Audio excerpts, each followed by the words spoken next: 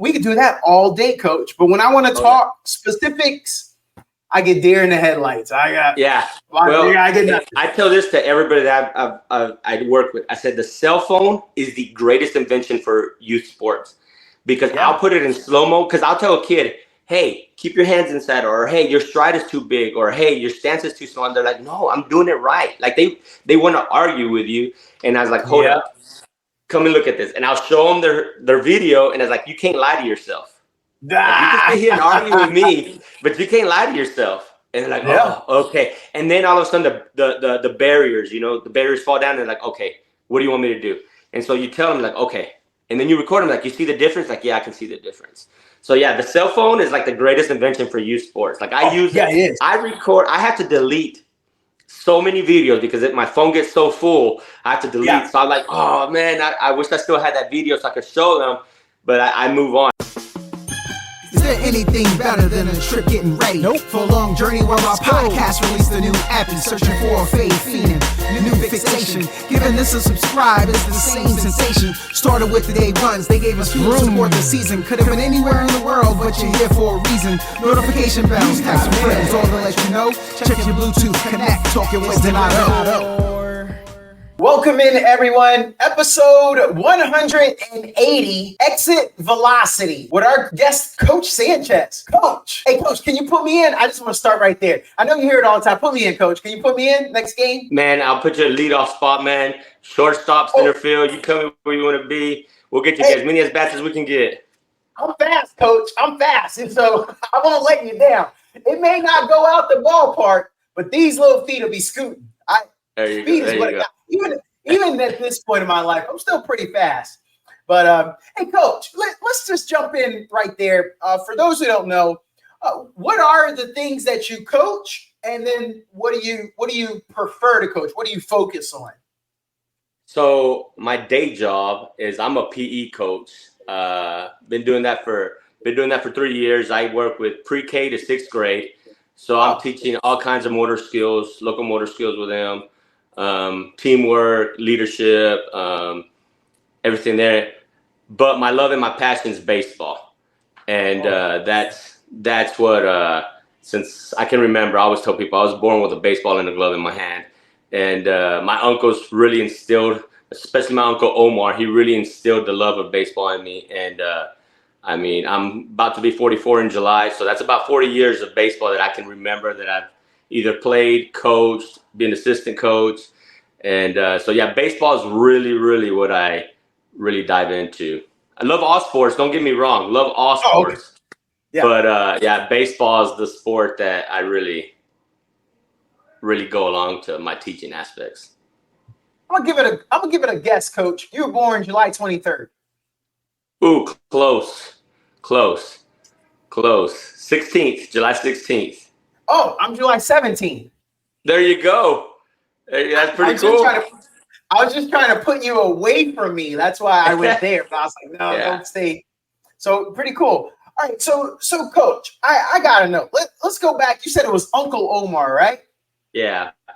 All right, let's talk about Uncle Omar. Was Uncle Omar good back in his day? Oh man. I mean, so I didn't get to see him play in high school, and as soon as he graduated, he went to the workforce, so he didn't really go play college.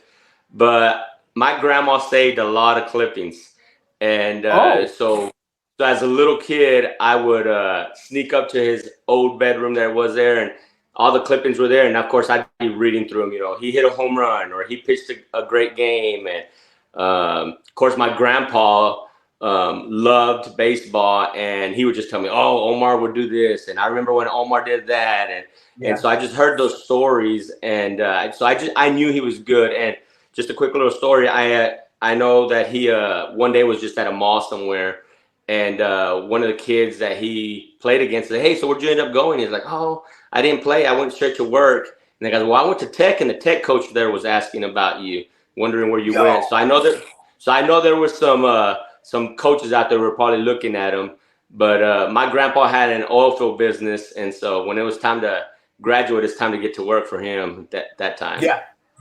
Okay. So then, I mean, I hate to do this to you, Coach. Listeners, viewers, I told Coach Sanchez this is going to be nice, but I'm gonna hit him with the hard stuff right now. Hey, Coach, bring it. Did your skills live up to Uncle Omar? Were you on par? Man, I don't know if I was on par with him.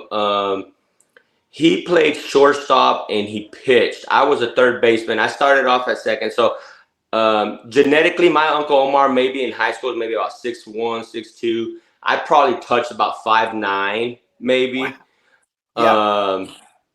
And I started off at second base, moved over to short, and ended up at third base at high school. Defensively, I didn't get to see him play defensively, but I know my defensive game. I was probably better at him defensively. Hitting wise, he probably had, I know he definitely had more pop than I did offensively. Arm wise, well, he was a pitcher. I wasn't a pitcher, so I know he probably had more velocity up on the hump. I was pretty accurate. That's what I was gonna say. I gotta be rude. I gotta get in there now. We talking baseball here, Coach. Coach, they put you at third base. What that arm look like going across that diamond over to first? You got some pop coming out of there? Well, I mean, it wasn't high velocity, but I got it across the diamond and I was really accurate. So I mean, if I caught that ball and was usually pretty good at catching the ball was gonna get there. So I mean, good stuff. That's the good stuff, Coach. Yeah, I don't know. I mean, different. We played the game differently. I think the game probably came natural for him. I think he was just a natural athlete. It was probably really smooth. I had to learn. I think that's why I got into coaching, because I wasn't just athletically gifted with a lot of gifts. So I had to learn the process of how to properly get in front of the ground ball, how to work my footwork, how to turn my shoulders when I'm going to make a throw, don't just lob it over there. So, I had to learn that. I think he, don't get me wrong, I'm sure he learned it also, but he was just God just kind of gave him a great arm. And he was like, I can take my time with this ground ball and I can just use the velocity. I had to make sure I got there on time and got it right to get that out. But yeah. Coach, that brings me to a little bit about what you do. All right. We know that Michael Jordan, even to this day, had one of the highest verticals of anyone coming out of college. I mean, yeah, we can do some stuff over the summer. We can work on these calves, these quads, but we know there was some great athletic genes that Michael Jordan inherited. But Coach, what happens to these really bad kids that you get? Their parents have never spent any time. And, I'm saying bad, but you know what I mean. I coach youth sports right now too, Coach. But you know what I'm saying? Like they just don't have it. Coach, I'm always shocked. Why don't parents realize I'm going to need to get out in the front yard and start throwing with my kid? So when your kid is not good and is really struggling, why aren't they doing that? And they're depending on Coach Sanchez for the 2 times a week. Coach, looking at you, I'm about to make you mad here. You look like you a 3 or 4 time a week coach. You be making these families quit soccer teams and stuff to come to your practices. But that 1 hour that you have them, maybe an hour and a half, why do more parents not spend more time helping the kids and think that you're going to do it all? Doesn't that stunt the kids' development?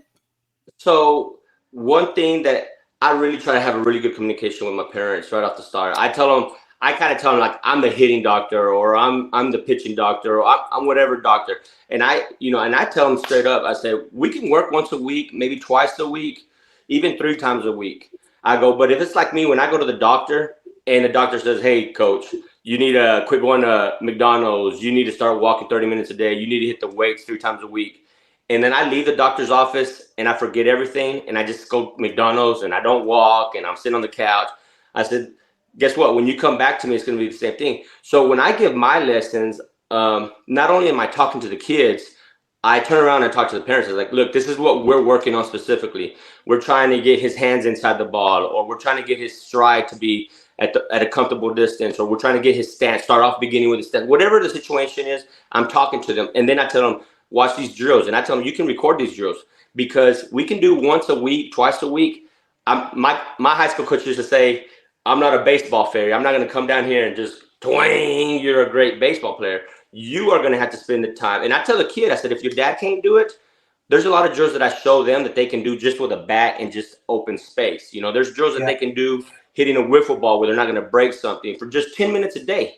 Literally, I tell my kids, I say, you got to do it 10 minutes a day. And that's when you're going to start seeing the development happen. I said, even if you come to me 3 times a week, you're not going to see growth, because there's going to be a time where you don't come see me for 1 week or another week. I said, but if you can do it every day, and I tell them, if you don't need mom and dad, now it's important for mom and dad to push them and help them, especially in the young ages. But at some point, it's going to have to come up to them to where they're going to want to do it on their own. Because if the game is if they want to grow in the game, because that's what they want, not because mom and dad want it, then they're going to have to show it on their own. You know, they're going to have to go out there and they're like, hey, I'm going to go to the backyard and I'm going to go hit.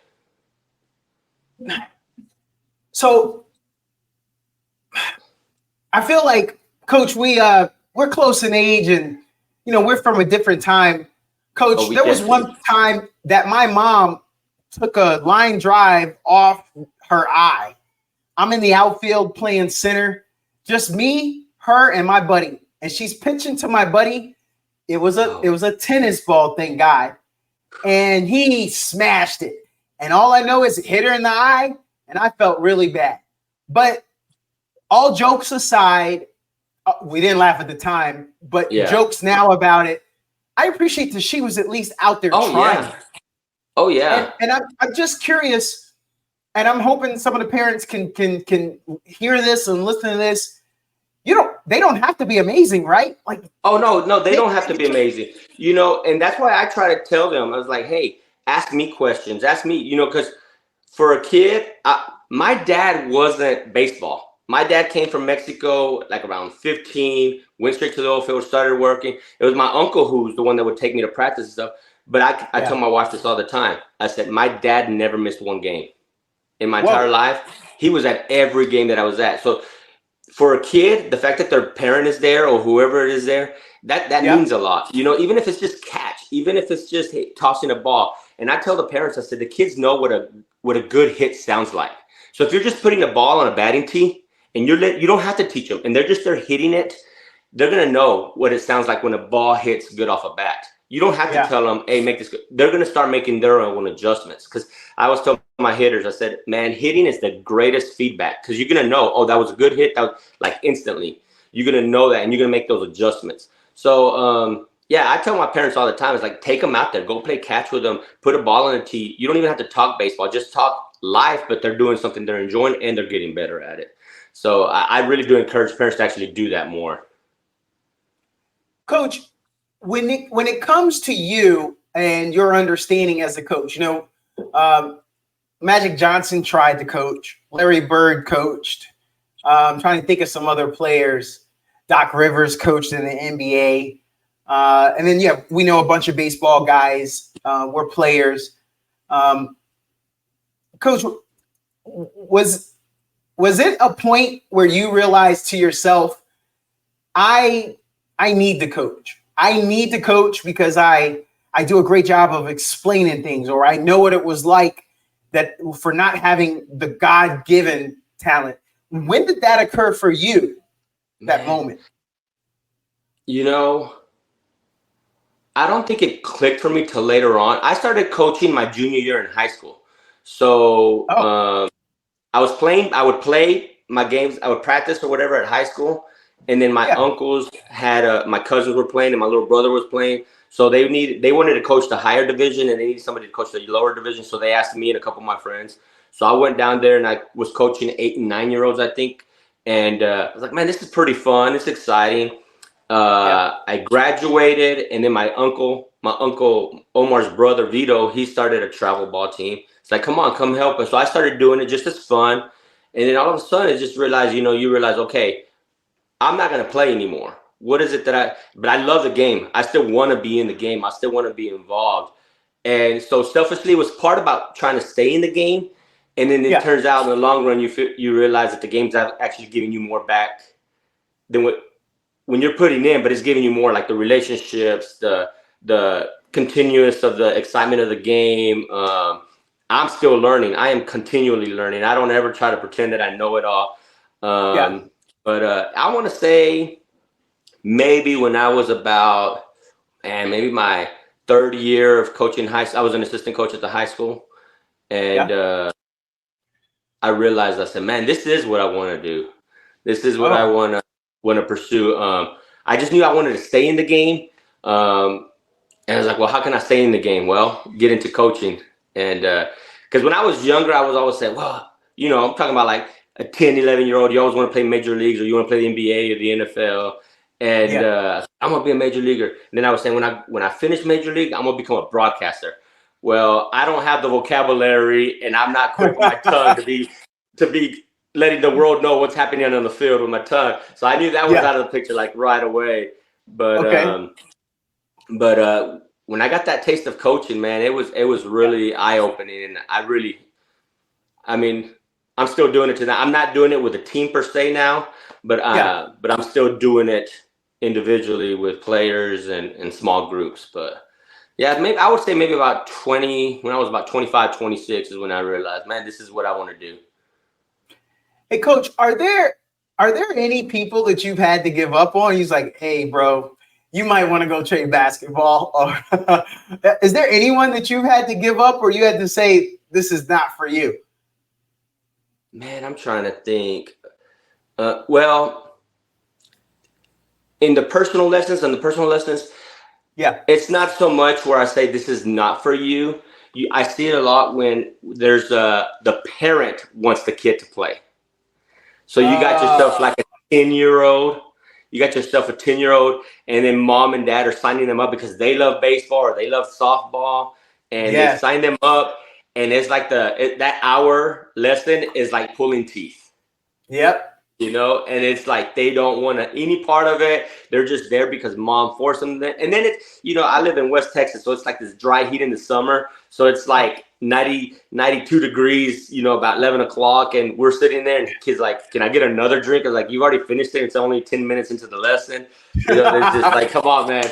So it's like, you have to have those conversations with the parents. Like, you know, he's just not showing me that he wants to be here. He's not looking at this as a growth opportunity or even as fun.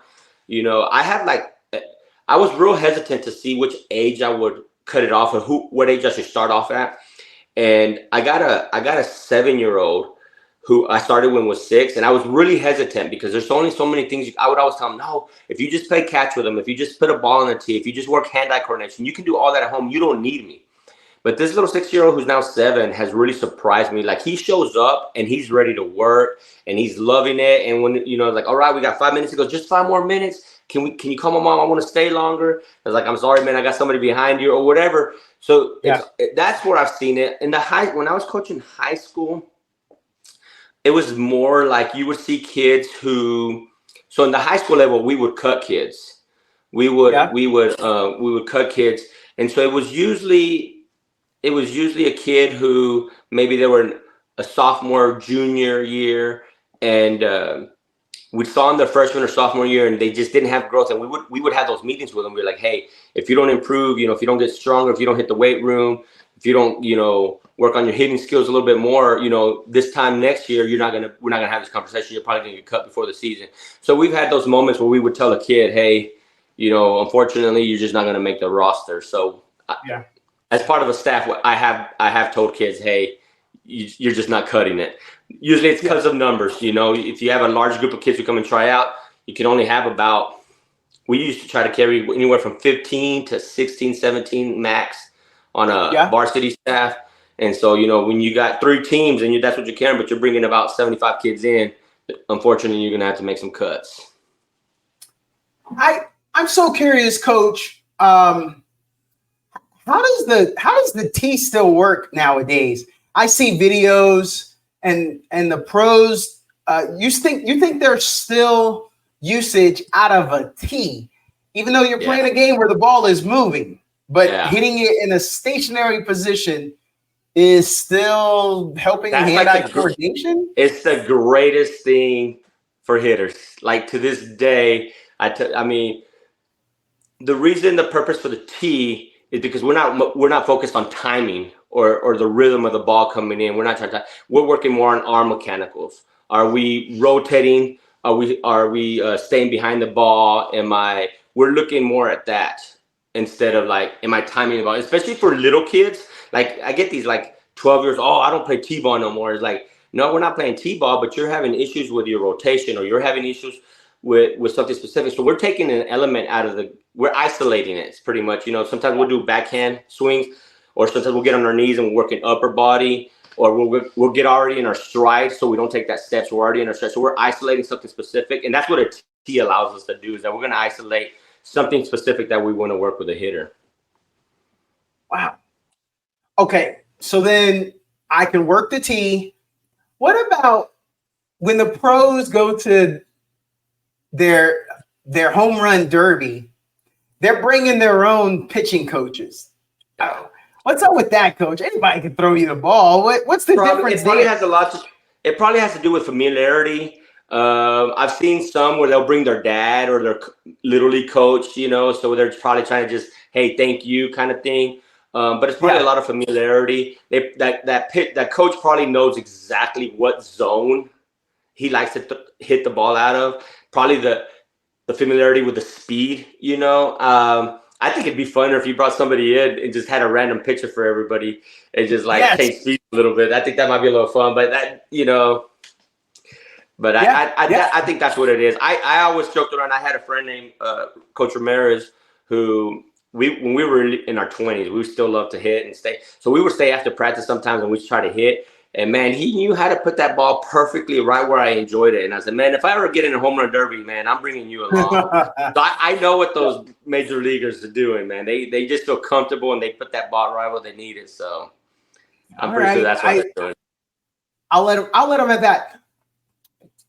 Coach, we're gonna go back in time, but I want to stay where we're at just for one more quick second when we're talking about coaching. How are things different now? I feel like there are more water breaks now. I feel like it really matters if they have their own bat versus, Coach, I just remember grabbing any bat, just as long as we had a bat. Man, this is a long and deep rabbit hole we can get into right here. Hey, let's do it. Man, I mean, where do we start? You're right. So when I was a kid, it was one bat. It was one bat, maybe several bats in there, but you grabbed one bat. I didn't have a bat. Growing up, I didn't have a bat. The first bat I got was on my senior year. The start of my senior year, my uncle, and look at this. It took my Uncle Omar, my Uncle Vito, and my parents to all pitch in to buy me a bat. And so it was my senior year. Up until then, I used the team bat. Whatever the team had, that's what I had. My junior year, my uncle and my uncles and my parents told me if I made varsity, they'd buy me a glove. And so I was one of those growing. Even my sophomore year, I had a glove that had a tear in it. It wasn't even leather. It was like a plastic tear, and cotton was still coming out of it. Oh, yeah. And so I look at these kids now. I mean, it's not just gloves. There's some kids who have like their outfield glove, they had their infield glove, they had their first base, and they maybe played first base one game, and they're like, oh, mom, dad, I need a first base glove. And there goes mom and dad to get him a first base glove. Don't even talk about the bats. You know, they're and it's, you know, without getting too deep into it, but it's a money grab in some things. You know, you got travel ball, it's USSSA, so they have to have a specific bat for USSSA. They have to have a specific USA bat for Little League. They have to have a specific bat for perfect game leagues, you know. So it's all about money. I feel like that's kind of sad to say, but the youth sports is kind of a little money hungry. I mean, when I was a kid, give me a bat, give me a glove, give me a tire to hit against, and that's all I had. In fact, the bat that I had at my house was because I grew up in the house that my mom grew up in. That bat I found there because my uncle had it when he was a kid. So that's the bat that I used at home. And but the family. Yeah. It's changed so much. It's changed so much from like parents, right? You know, I'm sure parents complained a little bit back in the day about their kids' playing time. But today it's with travel ball. Well, if my kid's not playing, well, I'm gonna go look for another team. Or if my kid's not playing, even at the high school level, I've seen it where it interferes. Where my kid's not playing the position I want him to play, so I'm gonna go make an uproar with the coach, and maybe the coach gets fired, or maybe they have a talk with them, or it's just it's so different. The coach I played for, old school Coach Halsey, parents didn't go up there and ask about playing time, because if they did, you weren't going to see even the field, even as a bench warmer for a while. So, yeah, you know, we grew up in a different generation. You know, you respected the coach. As coach said, you know, I tell my kids this. I said, it's your job as a player to go out there and work so hard where you forced me to have to play you. You know, I shouldn't just say, okay, I'm going to put you in the lineup. Go prove it to me. Work so hard, work your butt so hard in the practice. So I'm like, you know what, I'm going to give this kid a chance. And then when you get that chance, make sure I don't take you out of the lineup again. Yeah. And it's not like that anymore. No, it's not. I was hoping when I had this all lined up, I was like, this one's going to set them off. I didn't know your age, but now I see that we're pretty close. But how about this one then, Coach? This is the one where I'm going to let you know before I ask it, but this is the one I was like, I'm going to get him in some trouble right here. Hey, Coach, where the best baseball players come from? Oh, man. I'm from the East Coast. I'm from the mid-Atlantic area. I'm living here in Texas right now. I've lived in Los Angeles. I've lived in the Midwest in Indiana. I've lived in North Carolina, Florida. I've lived all over America. But I want to know from you, where the best baseball players come from? Well, you know, man, that's a really good question. You know, there's always this talk. It's usually about 4 states that usually get that whole argument of where they come from, you know. Okay, let's see what you say. You get Cali. Well, I'm biased, so I'll tell you right now, I'm going to say Texas. I'm a biased guy. Coach, you didn't even get through your list yet. No, I didn't get through it. If you want to know who number 1 is, I mean, you got Nolan Ryan, you got Roger Clemens, you know, you just historically, you got, but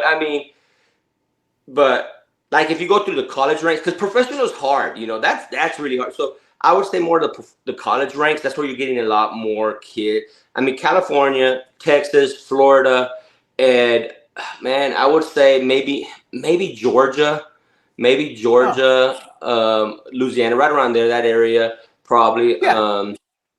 Texas, honestly, probably because of the size.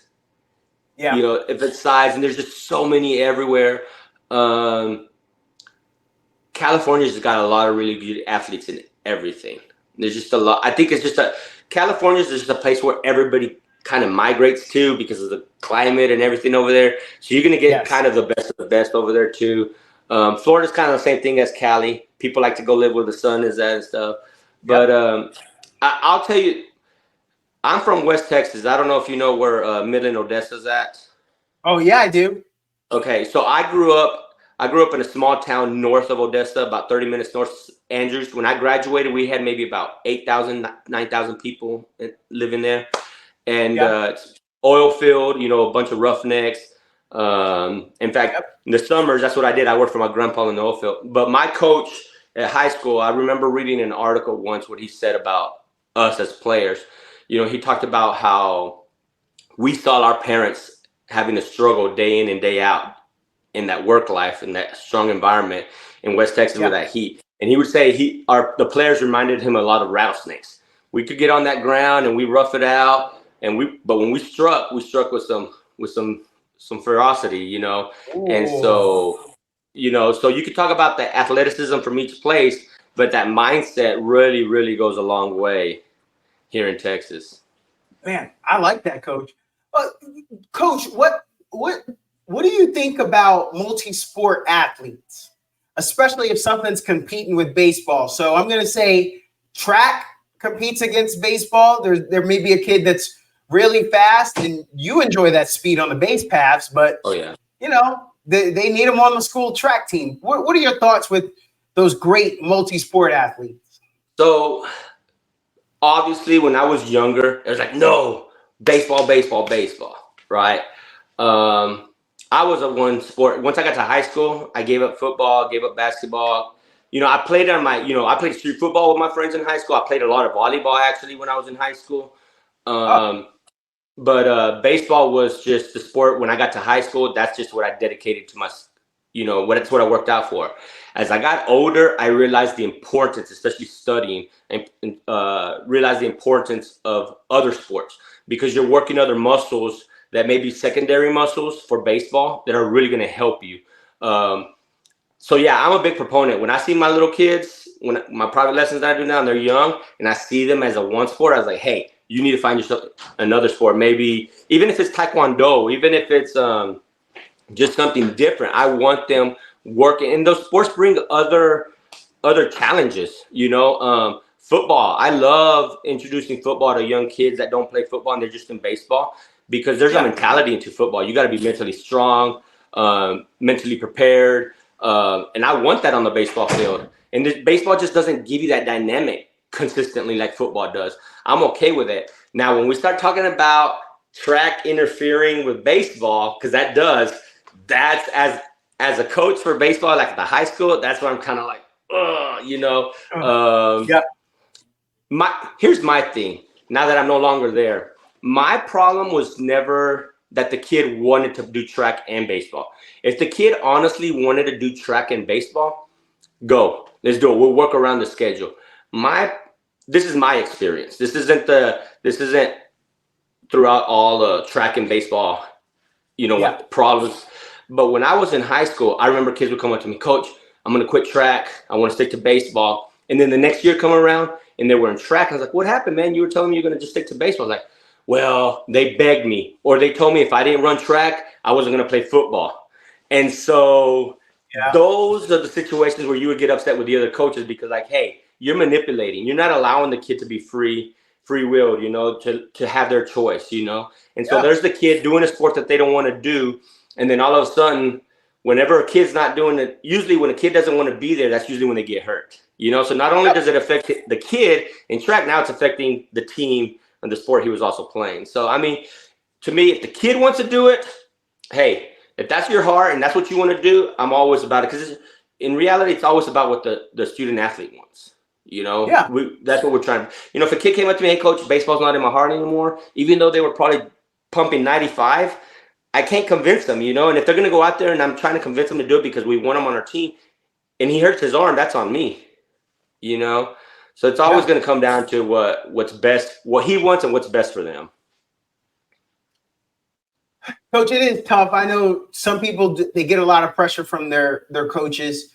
Yeah. But when I think back about it, Bo Jackson, Deion Sanders, I mean, what would we have looked like if any one of us, mentors, coaches, would have said, hey, just focus on one thing? Oh, yeah. I think we would have robbed that athlete.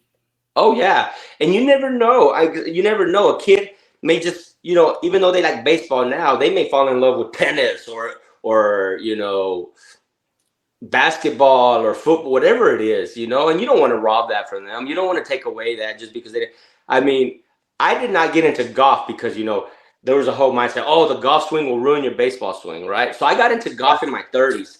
And now I'm thinking, like, why did I wait so long to get into this sport? I love it. Any chance I get, I go out there and I play golf. And so, but nobody told me not to go play golf. That was just me on my own. But you never know. You never know. I'm definitely, if a kid say, hey, Coach, I want to try this out, I'm okay with it. It's whenever adults start manipulating because they want them on their team because they know they're better with them. That's where I have the problems with. And for young kids, go ahead. Yeah. Well, no. I was just going to say with young kids, when you're talking about like 10, 11, 12, I'm a big proponent of if it's football season, play football. If it's basketball season, play basketball. If it's baseball season, play baseball. And then in the summer, get on your bike, go to the pool, swim, run around, be a kid, all that. I'm a big proponent on that. There's a lot of kids out there who they'll play spring baseball all the way to summer, and then fall comes around and they'll play baseball again. And then they're just doing that year round, that's their choice. That's awesome. But again, if you play other sports, it really helps with agility. It helps with strength. It helps with, like I said, mental part of the game. There's just so many more benefits than just being a one sport athlete. You go to college sports and you watch them, these athletes, like they were all state in basketball. They were all district in baseball. They were all, it ain't a coincidence. It ain't a coincidence. A guy who played out in West Texas, where you're from, may have heard of him, Patrick Mahomes. Oh, yeah. Quite the basketball player in high school, quite the baseball player, and then we know about football. Yeah. I always think of those type of people, And so I'm a fan of them getting that opportunity.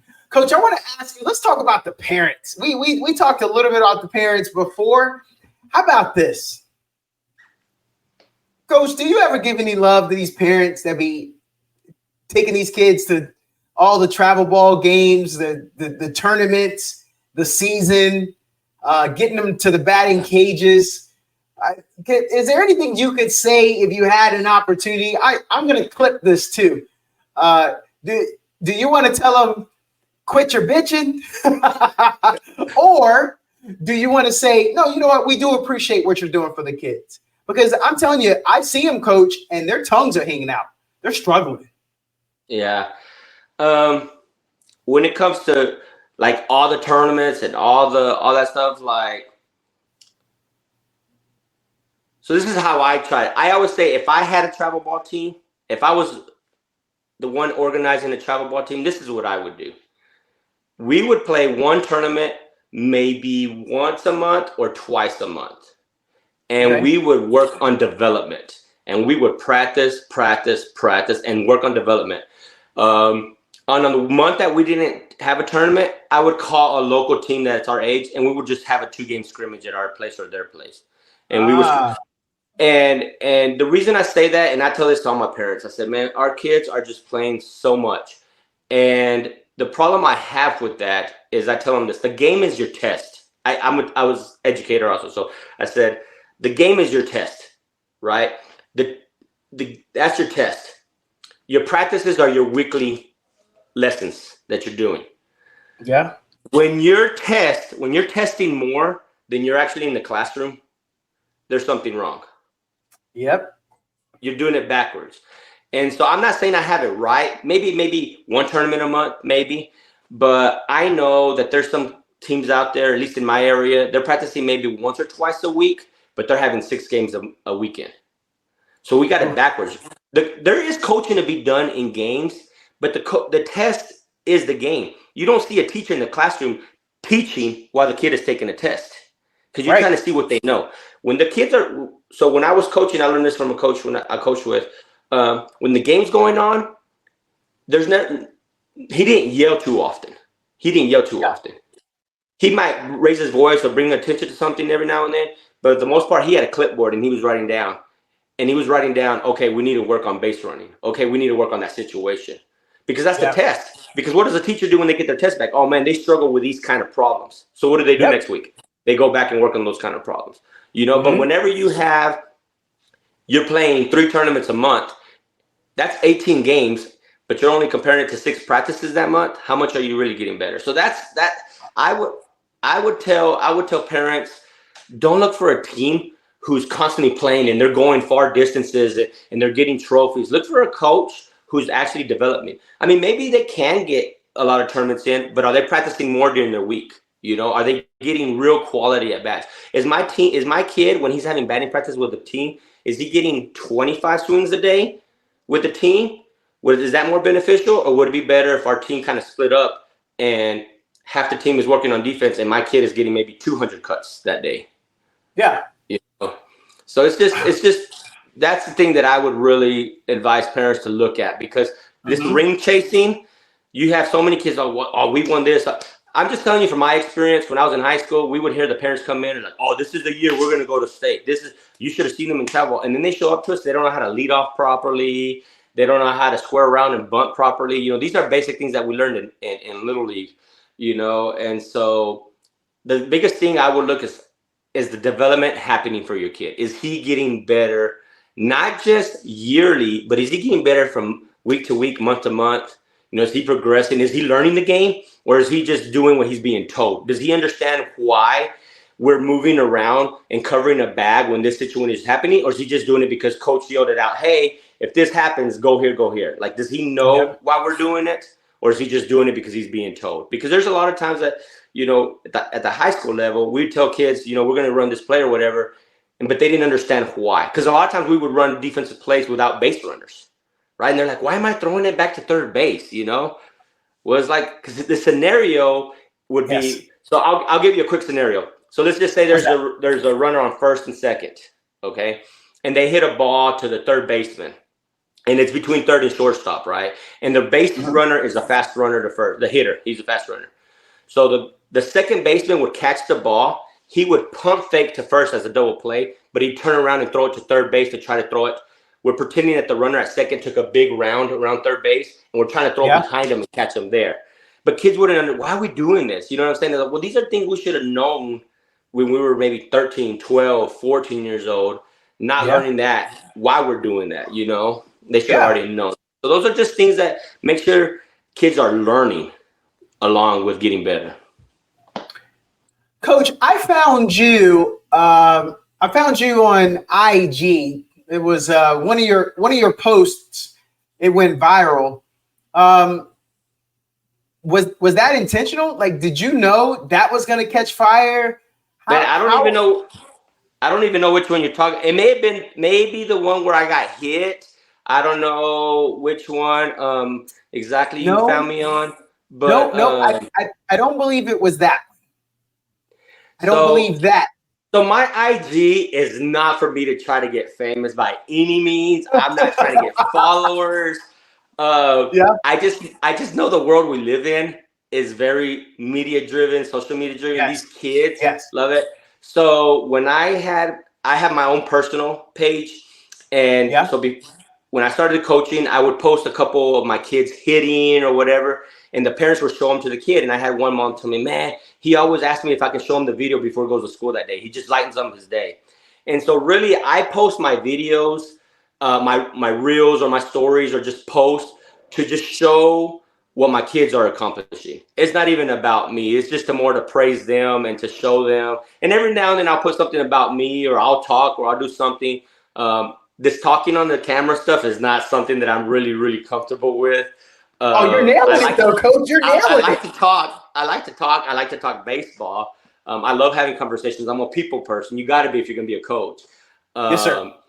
But that just kind of happened because I'm showing these kids, and these kids are like, oh. So some of them started getting like high school kids that I work with. They got on Instagram because I was like, hey, I'm put your reel on. I put this video on there, so they get on there like, oh, so they'll share it. It's really just to show their hard work. And a lot of times, these kids who I've worked with for a while, they'll go, Coach, I can't believe how much my swing has changed. So it's just video evidence for them to say, oh, look how much I progressed. Look where this was at a year and a half ago, and look where I'm at now. You know, I say, just imagine where we're going to be in a year and a half from now too. You know, so it's more of just like entertainment and fun for them, not so much for me. I've had a couple reels that kind of got up there quite a bit, and I don't know how they did it. I don't know how the algorithm works or any of that stuff. But I was really surprised because I have one out there where I'm working with a little girl, and I got too close to the L screen. And I throw a ball, and the ball hits the net, but my knee was right there, and it hits me like really hard. And the audio got really good, so I put subtitles on there and everything. That one got quite a few reels views. And but my other ones that I put, it's usually my students, you know, putting their work in, or them working, or their highlight reels of them doing something good. No, I like it, Coach. I like that you are a media coach because to what a parent said, I show that stuff to my kids. I like their visual. They're from a different generation. Oh yeah. And if I can talk it all day, but I lose them. But I can show them a video, and then they'll swipe, and there's another one. Oh, look at that bunt that they just laid down. Oh, not gonna make it. They made it to first. So you got to hustle. You saw that arm swing. We could do that all day, Coach. But when I want to talk specifics, I get deer in the headlights. I get nothing. I tell this to everybody that I work with. I said the cell phone is the greatest invention for youth sports, because I'll put it in slow-mo. Because I'll tell a kid, hey, keep your hands inside, or hey, your stride is too big, or hey, your stance is too small. And they're like, no, I'm doing it right. Like they want to argue with you. And I was like, hold up, come and look at this. And I'll show them their video, and it's like, you can't lie to yourself. Like, you can sit here and argue with me, but you can't lie to yourself. And they're like, oh, okay. And then all of a sudden the barriers, you know, the barriers fall down. And they're like, okay, what do you want me to do? And so you tell them like, okay. And then you record them like, you see the difference? Like, yeah, I can see the difference. So yeah, the cell phone is like the greatest invention for youth sports. Like I use it. It is. I record. I have to delete so many videos because my phone gets so full. I have to delete. Yeah. So I'm like, oh man, I wish I still had that video so I could show them. But I move on. I keep progressing because I don't got enough space on there. But no, you don't. You're gonna need like 4 phones. Oh, hey, yeah. Look at that, Coach. I'm gonna get you a sponsorship. Let's go viral, Coach. Hey, Let's get you a sponsorship. I'll take it. So you'll have one phone for the individual lessons. You'll have one phone for the team lessons. Yeah. Oh yeah. We can do this. Oh, yeah. We can get you there. So, Coach, when you're talking to a parent, a kid, again, what do you tell them to focus on? And this is where other coaches they're gonna hate on you. But what would you say is the most important? Fielding, ground balls, pop flies, batting, base running, individual athleticism, because you gotta be able to scoot down that line to get the first base. Yeah. I made that joke to you, Coach. Oh yeah. Now I've had a lot of in the park home runs, but and I'm pretty strong, but I never developed a power game.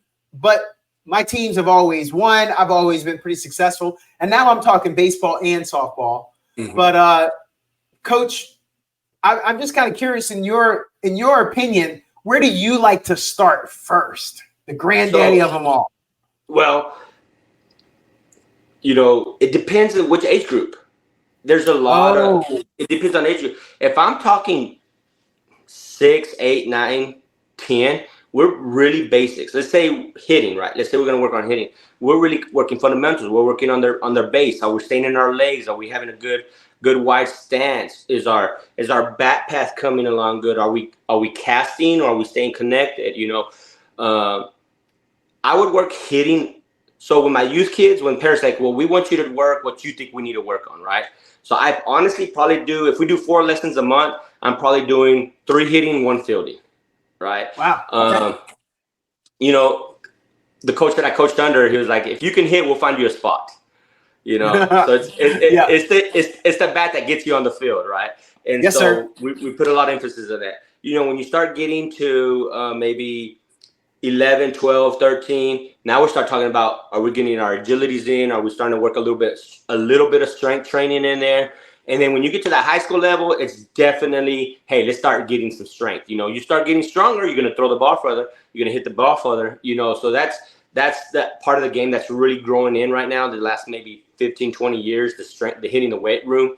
When I was in high school, we hit the weight room, but we weren't doing heavy lifting. We were doing a lot of 5-pound arm exercises, keeping it, you see these athletes now, they're, them shoulder presses, they're using them leg muscles. I mean, they're really hitting it. And it's true, because there used to be a mindset of, you're going to get bulky, you need flexibility for baseball. Well, yeah, they realize you can be flexible and strong.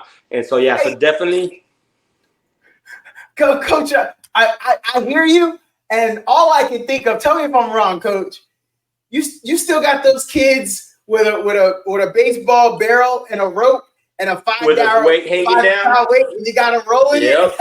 Is that your style, Coach? Oh man, that's what I grew up. That's what I grew up. That's what I grew up. And now it's a little bit more, agilities, for the younger ones. Make sure we got, good hip rotation, good hip flexibility. Yeah. And like I said, as they get older, as they get older, we're working. If I have a high schooler and we're working on hitting because he's not a pitcher, he's a hitter. Then we're trying to find out, okay, where's your strength? Let's keep that strength, but where's your weakness? Let's not let our weakness be our weak point. Let's get it up more to par. And so a lot of kids who I work with, we're kind of disconnecting a little bit. We're kind of casting. And so we're kind of working on that a little bit right now. But yeah, it kind of depends where we're at in our development. But if you're asking me if you're asking me specific, like what are we going to work on? Again, hitting gets you on. If you can't hit, then pitching is going to get you on the field, right? So those are but it's going to be one of those too. Yeah. Coach, I want to know, while we're on this vein, what are your thoughts on batting cages? It's the summer. The kid wants to go to the pitching machine at the batting cage, throw in about $10, get 200-300 swings in or whatever. What are your thoughts on that because I know some kids. I mean, they swear by it. There's a line at some of the places we got around where I live. Families line up out front on Sunday morning before the place even opens, just so they can run to a machine and get some swings in. You know, hey, more power to them if that's what they want to do. I always tell my kids before you go, especially these tournaments, you know, if you're gonna go there, get you some wiffle balls, get you some little weighted balls, get a tee. Yeah. Get a tee and just go hit into a net. I mean, the money that you could be spending, you'd be spending on that. Just buy you a good tee, buy you a good hitting net that you can hit into, some baseballs to hit into or weighted ball. I mean, I tell my kids 10, 18 minutes a day, 20 minutes a day, you know, in your backyard. Like, I didn't have a batting cage, you know. I didn't have a batting cage. My Uncle Omar didn't have a batting cage. But, you know, like I told you, my grandpa had an oil field company, construction company, and so I would show up to the shop because it was right next to my grandma's house, and my Uncle Omar got a baseball, drilled a hole through it, tied a rope through it, hung it from the top of the shop, and there I was hitting that ball back and forth. Wow. Just, you know, and so, I mean, yes, the pitching machine is great. I would love to have a pitching machine, but that's like the last part of working up. So if I had a pitching machine, let's say it was a 45-minute lesson, right? 45 minutes. We're going to start off maybe about 25 minutes of just tee work, working specific drills. Yep. So that gives me 25 minutes. Then we're going to do 10 minutes, maybe me front toss behind. So we're working on the ball actually climbing. And if we got a pitching machine, then the last 10 minutes, we're going to work on speed, on velocity. But that's if they're struggling with it. But, you know, if you're struggling with velocity, you want to work with velocity. You're trying to get your hands there on time and everything. But if you're not working with velocity, I mean, if you're not struggling with it, there's no need for a pitching machine. You know, we don't need it. And kids, you know, 9, 10, 12 years old, they're not seeing 90 miles an hour, you know. No. You know, so, I mean, if you got one, more power to you. Save your arm. I've had a rotator cuff surgery. Save the arm. That's why everything I do is front toss. You know, everything's here. If I have to bring the velocity, then it's like, hey, let's find a pitching machine. Let's go find a machine and let's go use it because we got to work on the velocity. But other than that,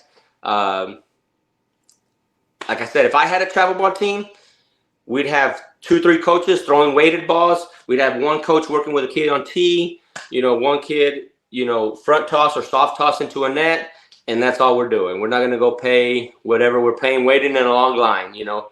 No. In fact, when my uncle coached the team that I helped him coach with, we would go to a tournament, and then we would this was before iPhones and you could track fields and stuff like that. We would drive around the town we were at and try to find an empty field that the tournament was at. So tell them, hey guys, we're going to practice here, and this is where we're going to have batting practice and everything before we went to the tournament.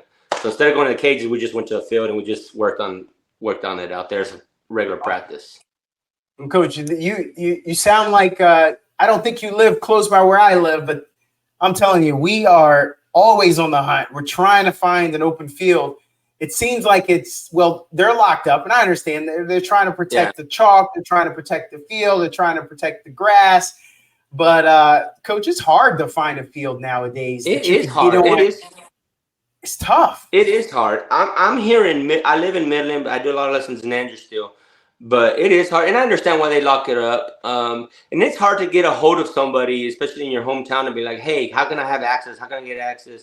It is really hard. I wish these parks would have cages there just for the teams and for kids to use. And just, you know, most of these parks have maintenance people who can drive around and check them. You know, some cities now have cameras at their parks. You know, if you see people mistreating them, then just take the nets out, kind of punish them for a while, and then, hey, bring them back up. There's ways around it, but yeah, it is hard. It is hard. The small town that I'm from, we're blessed enough to where we have a few parks that they're still open. The town that I'm in right now in Midland, the turf fields are locked up, but the fields that are natural, they're still kind of opened up. So,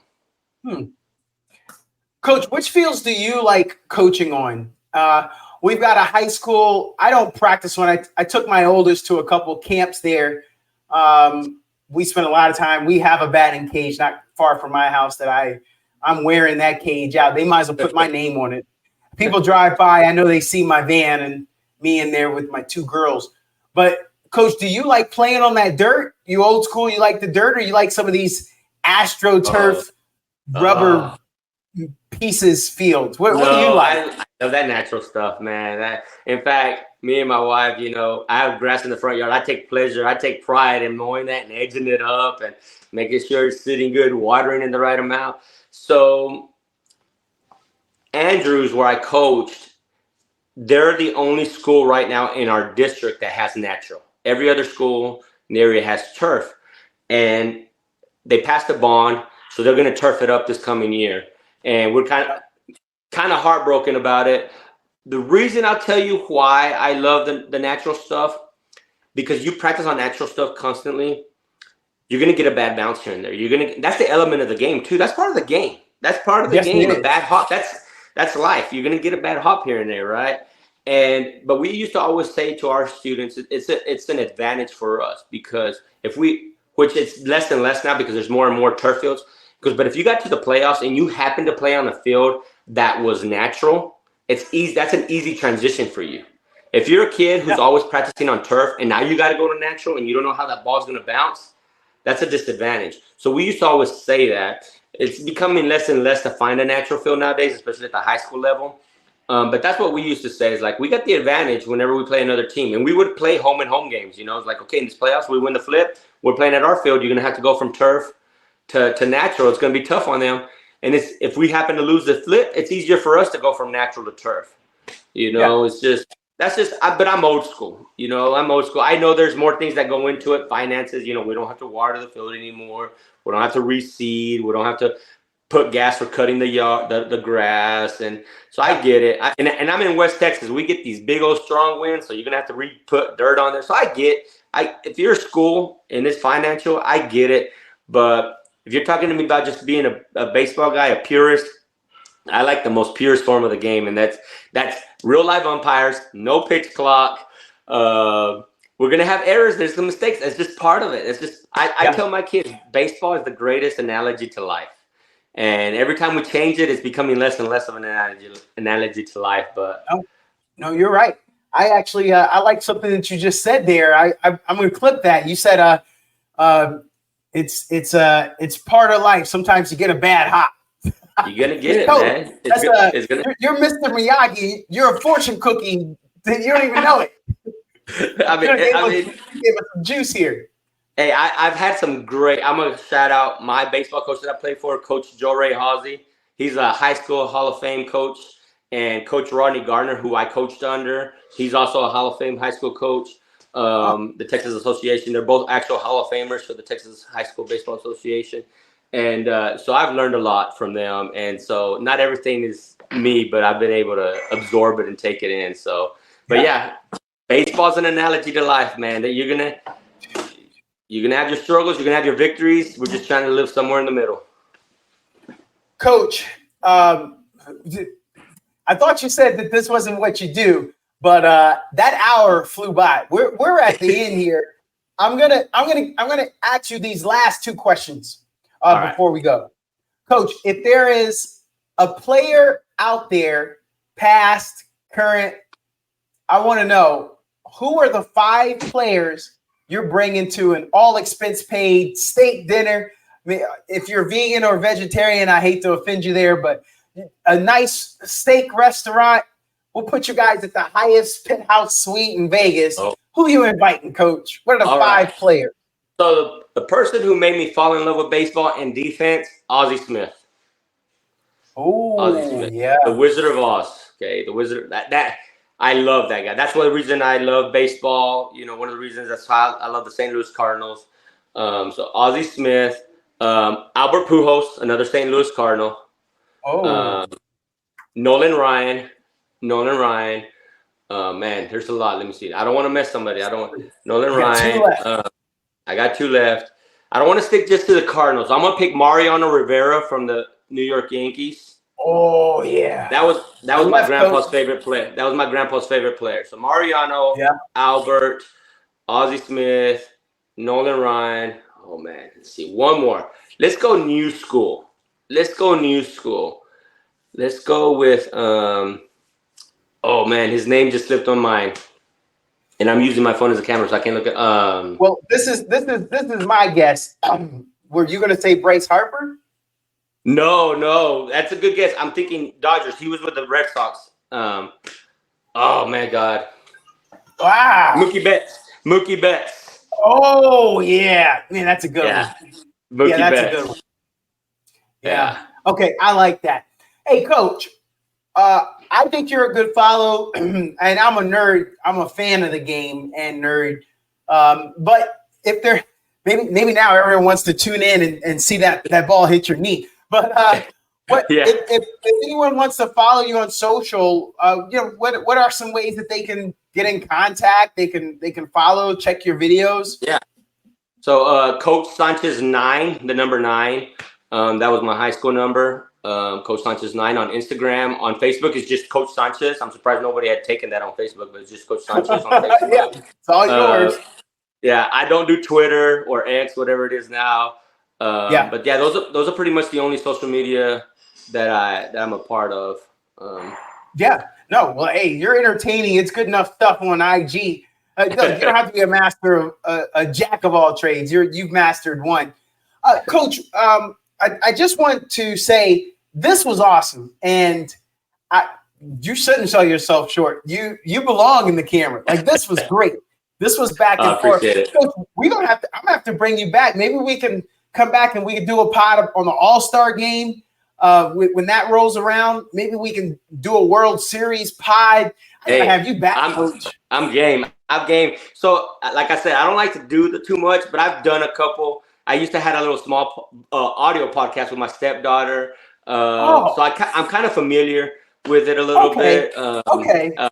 I actually do every now and then I would do a video of the playoffs going into it, and I talk about the teams or whatever. I'll get some of my friends to talk about, but I'm definitely game with you, man. I do it. Oh, yeah. Hey, it would be a highlight of my day. I'm telling you, I'll be like, hey, I'm not coming into work today. I got to prep. Me and Coach Sanchez tonight. Are you sick? No, I'm not sick. I'm with Coach Sanchez tonight. Appreciate it, man. Thanks for the invite, man. It was great, Coach. Have a great rest of the week. I know we're early in the week here. Just got out of that holiday weekend. But you were great, Coach, and we'll be checking you on the social media. Thanks a lot. Thanks a lot, man. Thank you. We'll see you.